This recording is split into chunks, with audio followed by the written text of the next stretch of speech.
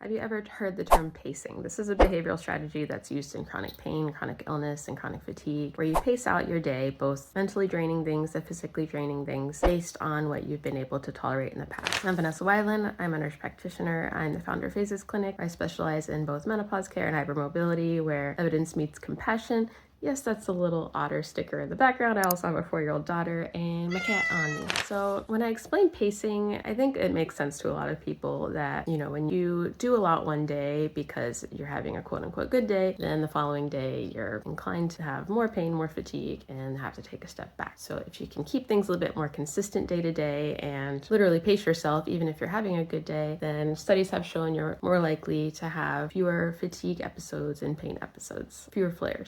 But even if that makes sense, I think it's a little bit hard to imagine what this means practically speaking. An experience from my own personal life that I think illustrates it really well. It's kind of long, but I think it's kind of fun, so hopefully you can strap in. So about 13 years ago, I hiked the entire Appalachian Trail from Georgia to Maine, over 2,000 miles. Literally had to pace myself, right? Every day I was doing 10, 15, maybe at the most 20 miles a day. And I actually started hiking with a buddy of mine that had a lot of experience in backpacking, which was helpful because I did not have a ton of experience. So in exchange for my lovely company, he would help keep me alive. And he was about a foot taller than me. So obviously he was hiking a lot faster than I was. And I kind of thought, well, this is going to encourage me and motivate me and help me go farther and faster, because I always have someone that's kind of basically being a cheerleader and helping me get farther. And so there might be an evening where I really wanted to stop and he'd say, we can do it. We can go another mile or 2 miles through some other campsite, and I could do it. I could push through and do it. But then maybe the next day I'd be extra tired and I'd say, maybe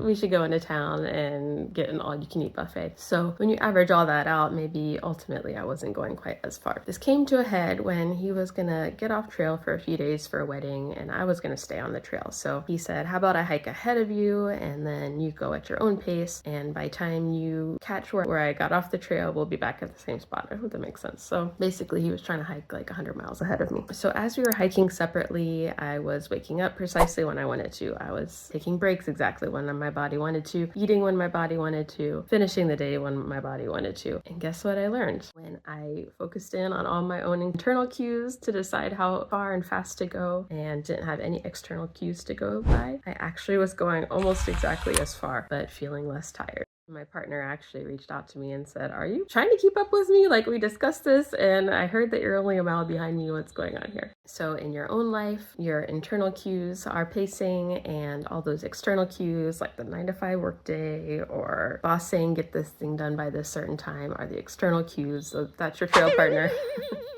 And it turns out that if you ignore the trail partner, likely you can get almost just as far as you would otherwise without the exhaustion.